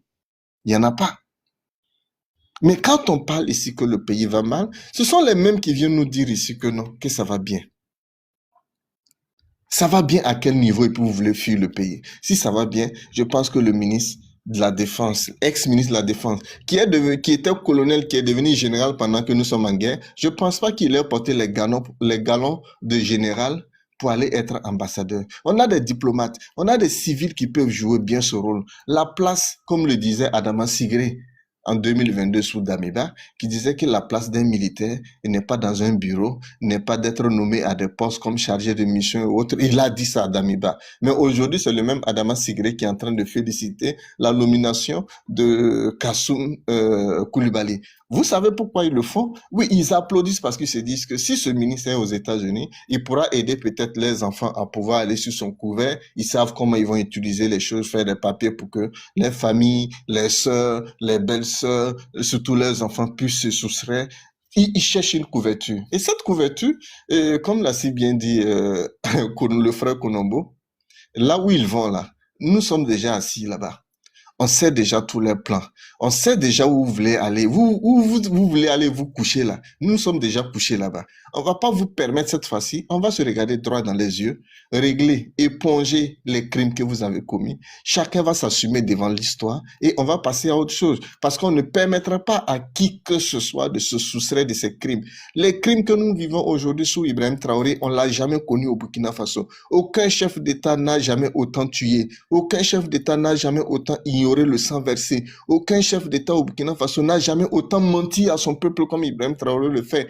Et si le Mogo Naba a tenu à vous interpeller, à vous rappeler la nécessité de gouverner avec la vérité, c'est parce qu'il n'a pas de leçon à recevoir de vous en termes de gouvernance. Parce que si les Moro Naba, si les rois gouvernaient avec le mensonge, ce Burkina Faso n'allait pas exister aujourd'hui. Parce que ce sont eux qui ont tapé leur poitrine en 1939. Ce sont eux qui se sont levés avant les indépendances pour reconstituer ce territoire que vous avez du mal à défendre aujourd'hui, que vous avez du mal à coordonner les actions pour défendre. Mais tout simplement, ce que vous avez fait, c'est piller les ressources. Ce sont des beaux discours. Le général Cabré, David, l'avait si bien dit sous Damiba, que l'heure des beaux discours était passée. Mais vous n'avez pas aimé cette franchise qu'il avait. Cette franchise qu'il avait, il fallait forcément le jeter, l'enlever, jeter quelque part. Là-bas, on le jette au Ghana, je ne sais pas où il est. On le jette là-bas comme ambassadeur. Et vous avez pris la place. Qu'est-ce que vous avez fait de mieux? Vous êtes revenu avec les beaux discours au lieu de revenir avec des bonnes stratégies pour consolider ce que nous avons déjà sur le territoire pour nous apporter la paix. Vous nous avez apporté que le malheur. Aujourd'hui, personne ne doit s'enfuir face à ses responsabilités. Que ce soit Saint-Poré aujourd'hui qui a pris votre place, que ce soit le chef d'état-major Diallo, que ce soit le ministre de la Sécurité, que ce soit Ibrahim Traoré lui-même, il faut faire face à vos réalités. Il faut faire face aux résultats de votre mauvaise gouvernance, de votre mauvaise vision que vous avez. Le temps des discours est passé. Vous avez vu l'intervention d'Ibrahim Traoré le lundi. Vous avez vu comment elle a été savonner sur les réseaux sociaux jusqu'à on veut menacer des directeurs de publication de certaines pages. Non, ça ne sert à rien. C'est la vérité. Vous avez muselé ce même ministre qui disait au début, quand on saluait les médias qui contribuaient efficacement à informer le peuple, mais eux, ils sont venus museler ces médias, caporaliser ces médias, qui empêchent aujourd'hui ces médias de pouvoir s'exprimer. Donc, il faut être capable aussi de pouvoir leur dire la vérité. Il faut être capable de leur dire aujourd'hui, non, vous ne devez pas bouger. Monsieur Kassoum Koulibaly, ancien caporal devenu général par un capitaine, vous n'allez pas bouger de Burkina Faso. Les États-Unis ne vont pas accepter votre accréditation et tous les Burkinabés consciencieux. Il ne s'agit plus de se cacher, il ne s'agit plus de se voiler la face. Ces gens-là, il faut leur montrer que nous avons aussi une intelligence. Nous aussi, on a la capacité, sans des armes, de les faire fléchir. Et sans les armes, on va les faire fléchir. On va les faire assumer les responsabilités jusqu'à ce qu'ils cèdent ce pouvoir-là à des Burkinabés consciencieux, jusqu'à ce qu'ils appellent des Burkinabés consciencieux à venir aujourd'hui occuper les rôles qu'ils doivent occuper. Allez, je vais m'arrêter là et puis passer la parole à 2-3 personnes, on va couper. Et après la rupture de jeûne, c'est-à-dire après 18 heures temps universel, on va pouvoir relancer un panel maintenant pour permettre les débats. Donc, je vais permettre à tout nouveau de prendre la parole juste pour quelques minutes et à 1-2 personnes et puis on va couper. Allez, tout nouveau, tu es là?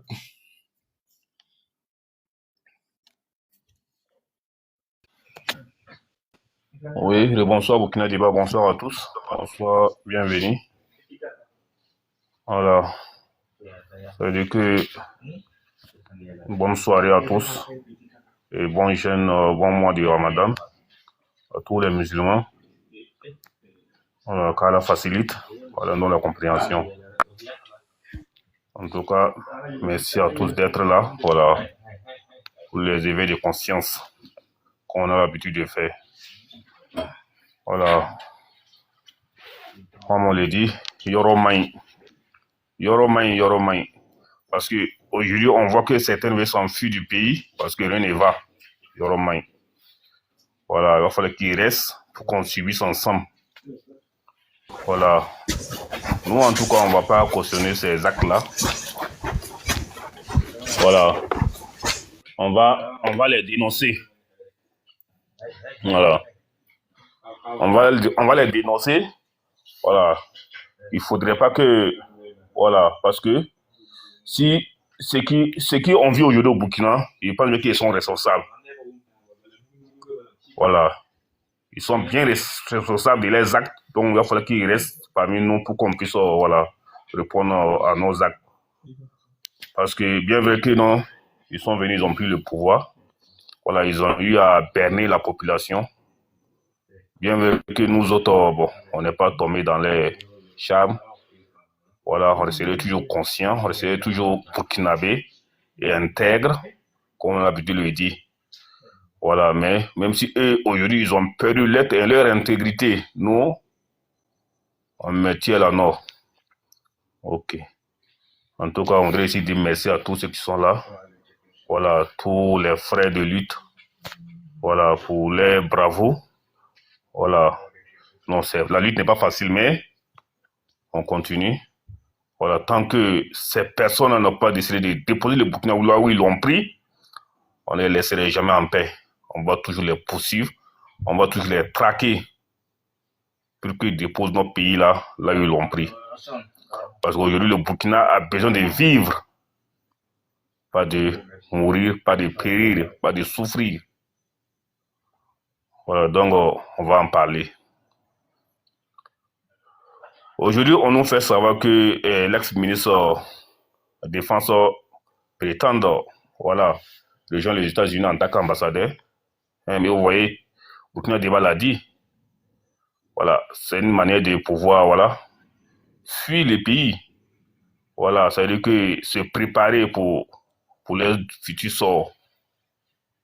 On voit bien dans les jeux. Voilà pourquoi on ne les laisserait pas en paix. Il va falloir qu'ils voilà, se ressaisissent. S'il ne peut plus, voilà, la porte est encore ouverte. Vous pouvez céder le pouvoir à qui peut. De la bonne manière, la porte vous serait ouverte. Tant que c'est le cas. Mais si c'est le contraire, vous allez sortir par la fenêtre avec la mauvaise manière. Quoi qu'il en soit, vous avez muselé la presse, vous avez muselé la population, tous les Burkinabés d'ailleurs. Aucun Burkinabé aujourd'hui ne peut oser le ton en dénonçant vos actes, vos tueries, vos enlèvements. Aucun Burkinabé aujourd'hui au Burkina ne peut les dénoncer. Mais nous, par n'importe moyen qu'on a aujourd'hui, on les mettra en place pour pouvoir dénoncer certaines choses qui ne vont pas. Faites savoir à nos parents que vraiment rien ne va. Nous, on va le dire. Parce que hier, on était avec vous. On a essayé de marcher avec vous pour le bien-être de notre pays.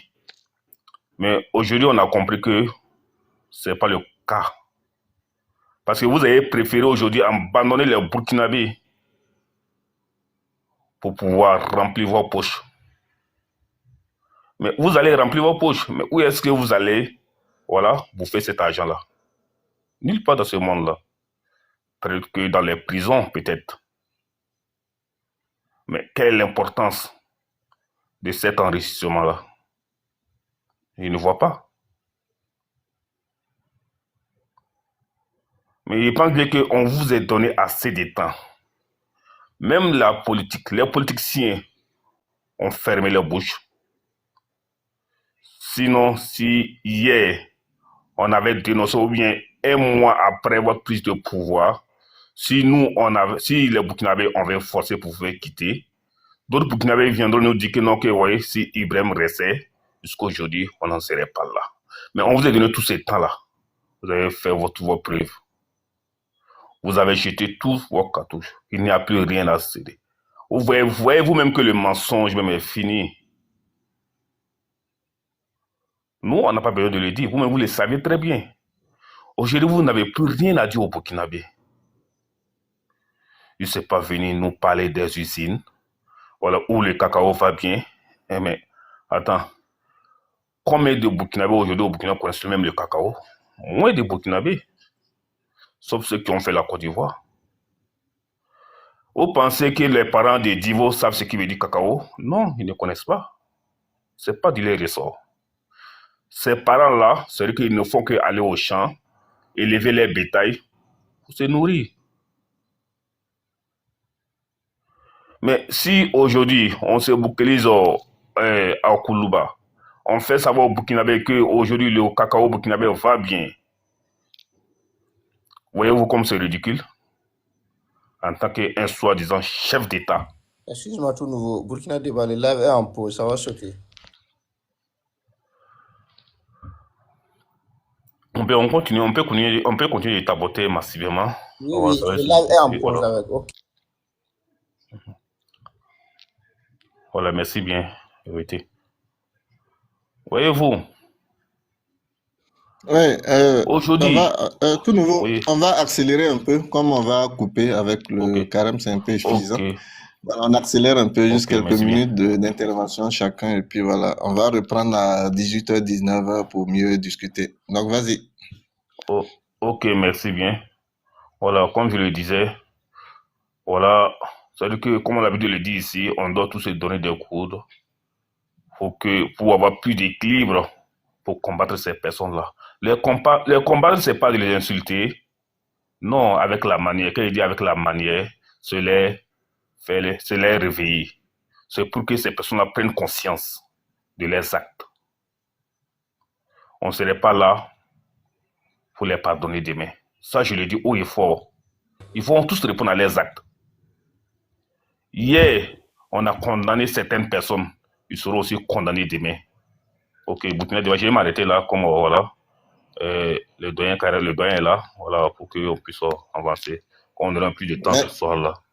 Voilà, merci tout nouveau pour ta disponibilité. En tout cas, félicitations pour la gestion du panel l'autre fois avec la gloire, avec le doyen Karayigo. J'ai réécouté après. Vraiment, vous avez assuré. Bravo à toute l'équipe. Allez, on va continuer avec Vérité 174. Ensuite, ça sera M. Fan. Moi, je vais passer il faut remettre la parole au doyen d'abord, puisque bon. Je connais le doyen, il est tellement respectueux de l'ordre. Si je lui donne, il va dire de vous passer d'abord. C'est pour ça que je vous passe la parole. Pardon, doyen, il faut prendre, s'il vous plaît. D'accord, ok, si vous insistez. Le doyen, Kara. Oui, je dirais que lui, si lui pouvait parler, parce que bon. Vérité a donné son accord. Papa, allez-y, on vous écoute d'abord. Vous êtes l'aîné du papa du panel. Non, en fait, moi, je préfère terminer avec le doyen. Là, ça va servir de conclusion. Donc, allez-y. Et ensuite, le doyen Kara va merci beaucoup. Nous. Merci beaucoup, Burkina Débat. Bonjour le panel, bonjour tout le monde. Bon carême à tout le monde. Bon mois de Ramadan, bon mois de carême des chrétiens à tout le monde. Merci beaucoup. Bon, moi, j'aimerais dire quelque chose de très important. Si moi, j'ai deux propositions à faire seulement, s'il y a lieu que il veut dire que la diaspora burkinabé vivant aux États-Unis ou dans les autres pays peut élever la voix pour qu'on puisse aller dire non à ce que ce gars-là puisse partir en Amérique. C'est vraiment dire en tant qu'ambassadeur. Allô? Voilà, si on peut élever ses voix en faisant des critiques, en parlant, en faisant beaucoup de bruit sur les réseaux sociaux pour que l'État américain quand même voit ce qu'on dit, nos revendications, pour ne pas qu'on accepte son accréditation en l'ambassade des États-Unis. Ça va vraiment faire plaisir parce que dans la bande audio que vous avez joué, il a vraiment dit des insanités et puis aujourd'hui ça les rattrape. Vous avez fait partie Wagner, vous avez parti faire la France. Oui, allô? Bonsoir. Burkina Débat, tu es en pause. Tu es en pause, le live va chuter.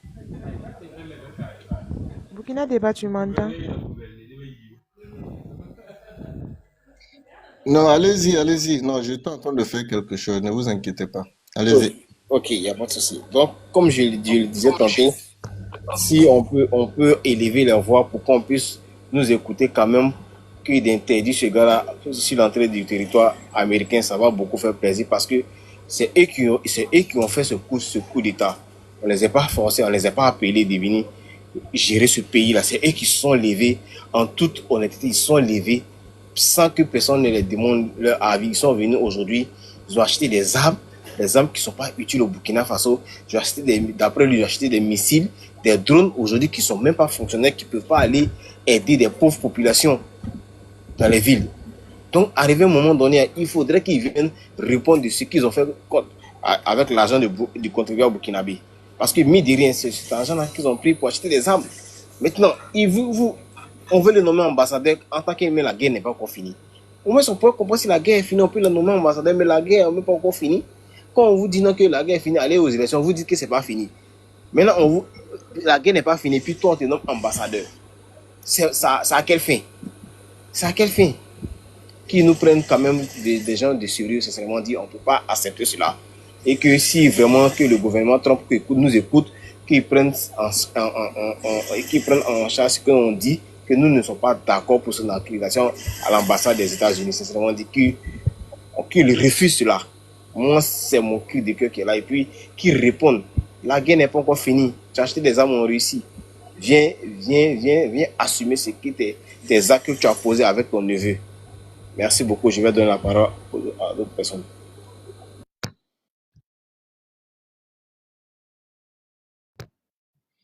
Ok, merci Derek. Ce qu'on doit comprendre, c'est que c'est comme on l'a toujours si bien dit. Les gens n'ont pas voulu comprendre le sens un peu de nos critiques par le passé, de nos analyses. On a compris tout simplement que ce régime est dépourvu de tout patriotisme. Voilà, il n'y a aucun sens de patriotisme en eux. Voilà, et ils ont plutôt menti sur les vrais patriotes, ils ont plutôt poussé les vrais patriotes à l'exil, ils ont plutôt travaillé à salir l'image des vrais patriotes, à assassiner certains. Parce que je ne vois pas aujourd'hui un haut gradé de l'armée qui va accepter d'être nommé ambassadeur hors du pays pendant que son propre pays est dans des problèmes. Et surtout pour lui qui a été ministre de la Défense, pas des moindres, parce que ministre d'État, ministre de la Défense, pendant que c'est maintenant que la guerre s'intensifie, c'est maintenant que les attaques s'intensifient. Quand on prend rien que seulement le début du mois de mars à aujourd'hui, mais regardez la gravité de la situation sur le terrain. On voit même des bases militaires qui sont carrément occupées. On voit même aujourd'hui ceux-là qui se disent nos ennemis, qui font vraiment une grande propagande avec des vidéos incroyables où carrément on a atteint un certain niveau assez alarmant de la démotivation parce que nos hommes ne veulent même plus combattre, que cet officier supérieur qui a été bombardé général pendant que nous sommes dans cette lutte accepte de vouloir aller se camoufler aux États-Unis, dans un pays démocratique, parce que eux, ils ont lutté contre ils empêchent la démocratie chez nous, ils empêchent la liberté d'expression chez nous, ils empêchent toute voix discordante de pouvoir rester en liberté. Lui qui est le maître qui couvrait tous les enlèvements et tous les assassinats, on refuse que ce personnage soit notre représentant diplomatique, surtout pas dans un grand pays comme les États-Unis que nous respectons, qui est un pays de droits de l'homme, qui respecte les droits de l'homme, qui aujourd'hui assure quand même sur l'échiquier échiquier international, certaines médiations pour la paix. Qu'est-ce que nous n'avons pas suggéré à ces personnes-là, au régime d'Ibrahim Traoré pour la paix au Burkina Faso? On leur a donné toutes les stratégies, on leur a donné toutes les leçons, on leur a donné tous les enseignements, toutes les idées, tous les arguments, et pour pouvoir trouver des solutions à cette crise. Mais qu'est-ce qu'ils ont voulu? C'est eux qui ont été commandés des armes. Après avoir utilisé les centaines de milliards de Burkinabés, près de 1000 milliards, parce que l'année passée, on était à 600 milliards.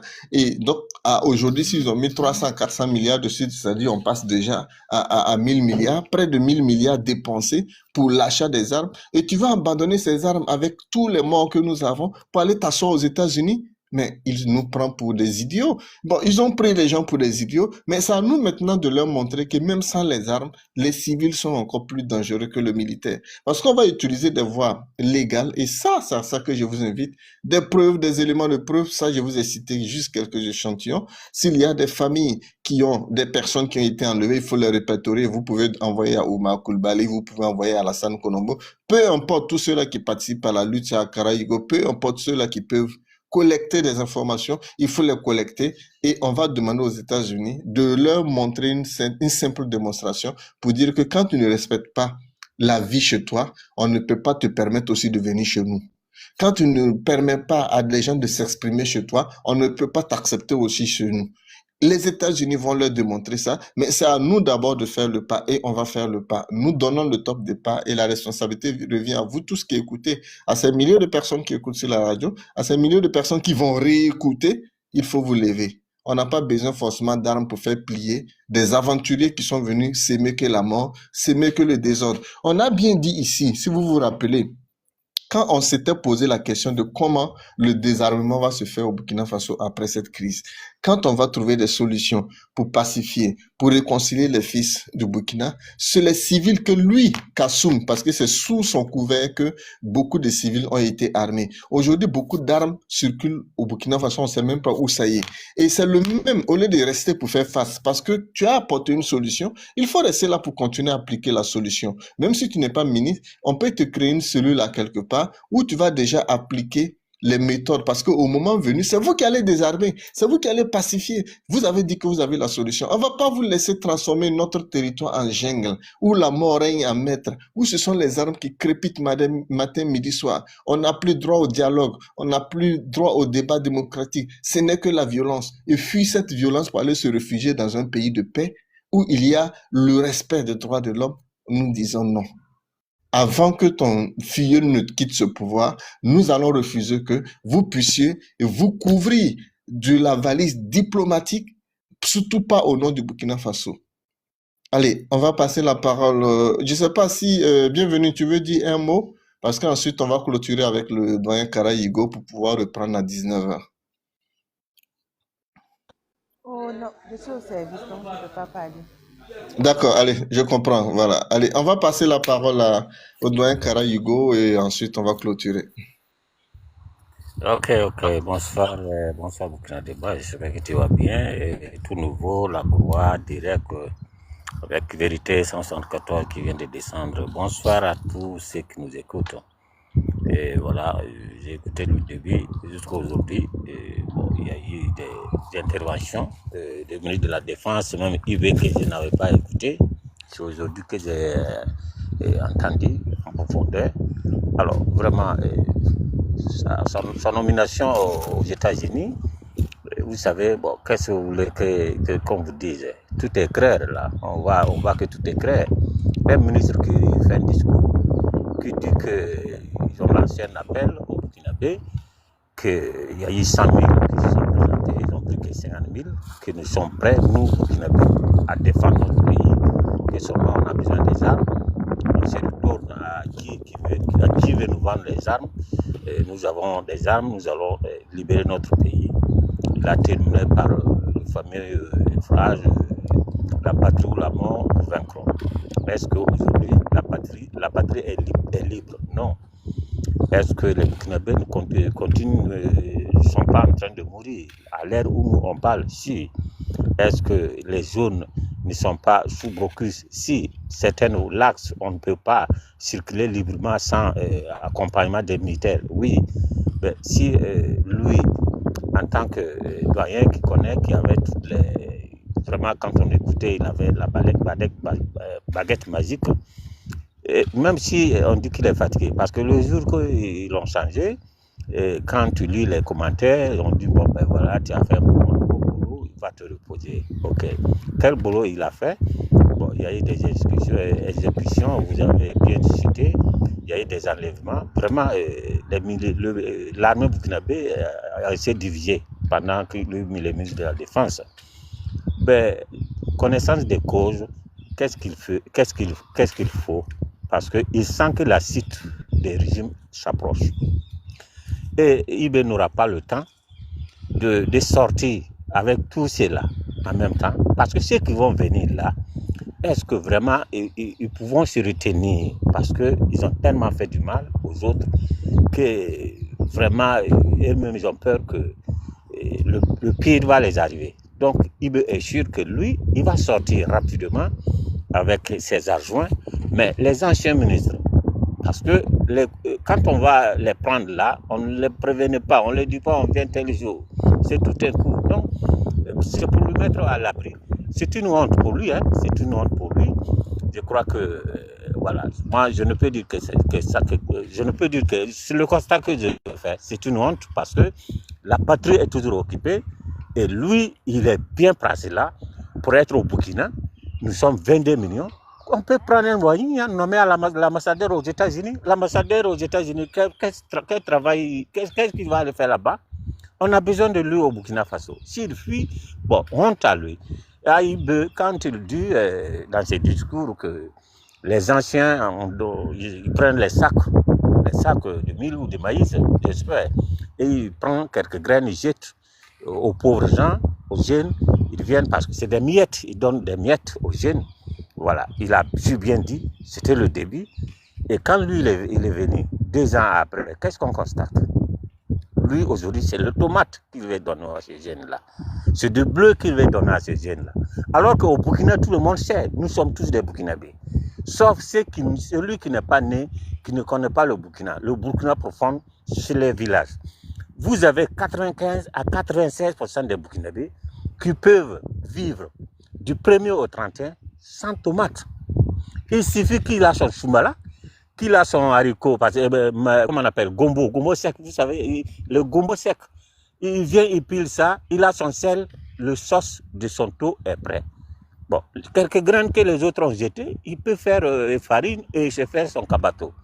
Mais nous n'avons pas besoin. Ces jeunes-là aujourd'hui, lui, il les propose quelques tomates et bleu. Alors, ce n'est pas notre nourriture principale au Burkina Faso. Donc, c'est lui, aujourd'hui, qui est face à des questions que les Burkinabés vont lui poser. Bon, les Ouaïens qui continuent à croire que tout va bien, qu'on nous dit aujourd'hui, qu'est-ce qui a changé au Burkina Faso? Lui qui disait que c'est quelques graines, des miettes que les anciens dirigeants donnaient aux jeunes, aux Burkinabés, qu'est-ce que lui les donne aujourd'hui? Au contraire, tout est augmenté.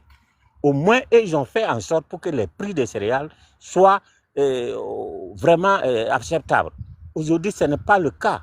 Tout est augmenté pendant que lui-même est là. Et je crois que, bon, c'est ce que j'ai dit, d'entre eux, ils sentent le vent tourner. Ben, les jours, les mois, les années à venir nous dira. Donc, je crois que, bon, s'il y a des pétitions pour l'empêcher d'aller là, moi, je crois que même s'il va, c'est lui qui a honte. Parce qu'après tout ce qu'il a dit, après tout ce qu'on a entendu, qu'il fuit son pays, pendant que le pays est en guerre, c'est lui, c'est honte à lui. Bon, il veut protéger sa vie parce que quand ça va citer, il craint. Parce que est-ce qu'ils ne vont pas le liquider? C'est ça le problème. Parce qu'il a tellement fait du mal. Vous avez cité ceux qui ont perdu la vie. Ben, ces proches, ces hommes, ceux qui ont perdu la vie, ils ont des hommes dans l'armée. Ces proches sont là. Est-ce qu'il n'y aura pas de règlement du compte? Ibé ne peut pas aller chercher ses anciens ministres pour leur dire venez, on va partir. Donc Ibé va s'en sortir avec ses adjoints et ils vont s'en prendre. Et donc c'est pour les mettre à l'abri. Burkina Débat, comme vous voulez clôturer, je vais m'arrêter là. Et on va se reprendre plus tard si ce que vous avez promis, si vous tenez votre promesse. Hein. Je suis là, on est là à votre disposition. Merci à tous. Merci doyen Karaïgo. Oui, la promesse sera tenue avec l'aide de tout nouveau et la gloire. En tout cas, même si je suis pas dispo, eux, ils vont lancer le live et puis ça va permettre à tout le monde de revenir sur le sujet et chacun aura son mot à dire. On va analyser en profondeur ce que Ibrahim Traoré a eu à dire lundi. J'ai pas encore donné mon analyse dessus, mais vous le savez déjà et vous l'avez déjà fait. On va vous permettre de vous exprimer là-dessus, cet après-midi après la rupture du jeûne, parce que les chrétiens jeûnent aussi, les musulmans aussi jeûnent, donc c'est pas simple.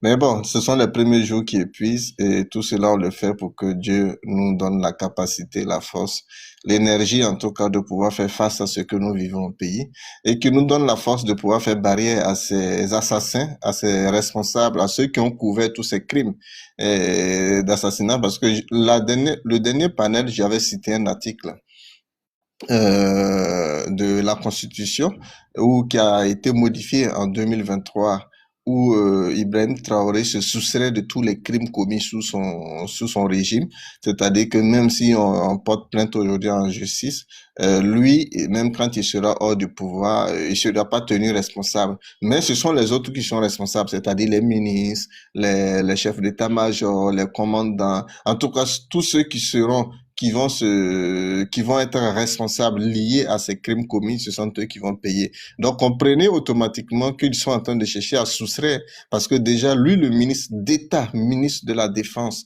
à l'époque, parce que les massacres de population, vous vous rappelez Karma, vous vous rappelez de Soro, vous vous rappelez bien sûr Gasquiné et plusieurs autres localités où il y a eu des massacres, c'est sous la gouvernance de ce ministre-là, voilà, de Kassoum Koulibaly. Voilà, c'est quand il était ministre que tout cela est arrivé. Mais jusqu'à aujourd'hui, il n'y a jamais eu de dossier d'ouvert.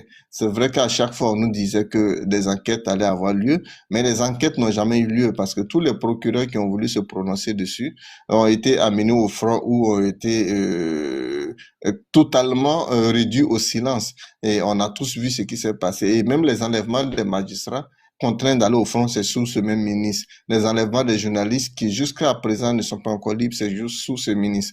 Les meurtres, les assassinats d'Ismaël, c'est un rappel que je vous fais, de Kinda et bientôt des autres officiers qui ont disparu mystérieusement, c'est bel et bien sous ce ministre. Donc ce ministre a beaucoup à nous dire. C'est une boîte noire de tous les crimes que nous connaissons, que nous ne connaissons pas aussi, que nous ne devons pas laisser échapper parce qu'après à entreprendre des longues mesures d'extradition ou de trucs, ça va nous donner encore. Non, il faut qu'on leur dise déjà, pendant qu'ils sont encore au pouvoir, que rien ne restera impuni. Ça va leur permettre déjà de réduire les crimes qu'ils veulent commettre, parce que là, ils veulent encore commettre des crimes. Parce que voyant le feu au rouge, parce que tout le monde a commencé à critiquer, ils sont prêts à enlever et à assassiner. Et là, quand vous êtes face à un serpent venimeux, pareil, soit vous coupez la tête, soit ce serpent, vous lui donnez encore la chance de vous mordre. Donc, c'est maintenant de leur couper la tête, c'est maintenant de leur dire tout simplement, non, les crimes que vous avez déjà commis ne resteront pas impunis. Donc, n'en commettez pas plus. Allez, sur ce, je souhaite en tout cas bonne suite, bonne journée à tous et bon boulot.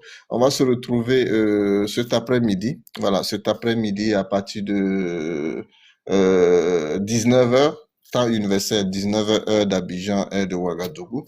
Voilà, pour reprendre les débats, pour permettre à tout le monde de discuter. Mais en attendant, on vous laisse à l'écoute toujours de la radio. Pour ceux qui n'ont pas encore l'application, vous pouvez la télécharger.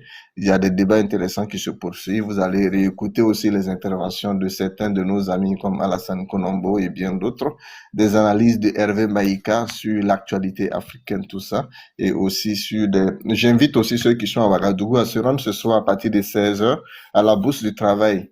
Voilà, à Ouagadougou pour l'Assemblée générale des syndicats, voilà, qui vont vous faire un bilan des rencontres qu'ils ont eues avec le gouvernement et vous faire aussi le point des actions à mener. Donc, soyez mobilisés parce que c'est déjà des démonstrations civiles qui montrent déjà que le réveil, il est là et le courage, quand on est réveillé, le courage, on n'a pas le choix. De toute façon, on est obligé de se donner le courage, se motiver, se rassembler pour faire face à à cette dictature qui est en train de s'imposer en nous. On a déjà combattu cela par le passé. Pas question de permettre que cela revienne encore. On voit les choses venir, mais on laisse faire. Donc, il n'est pas question de laisser asseoir Ibrahim Traoré avec cette dictature, d'ailleurs qui ne nous arrange pas. C'est le moment de leur dire non et c'est le moment de dire que M. Kassoum Koulibaly, vous ne quitterez pas le Burkina Faso, vous allez rester avec nous jusqu'à la fin et assumer vos responsabilités. Allez, excellente suite à vous et bon carême à tous. Les centrales syndicales et les syndicats autonomes du Burkina Faso vous convient à une assemblée générale le jeudi 6 mars 2025. Sortons massivement à cette assemblée générale de l'UAS le jeudi 6 mars 2025 à la Bourse du Travail de Ouagadougou. La répression n'a pour effet que d'affermir la volonté de lutte de ceux contre qui elle s'exerce et de cimenter leur solidarité. Dit John Steinbeck, écrivain américain.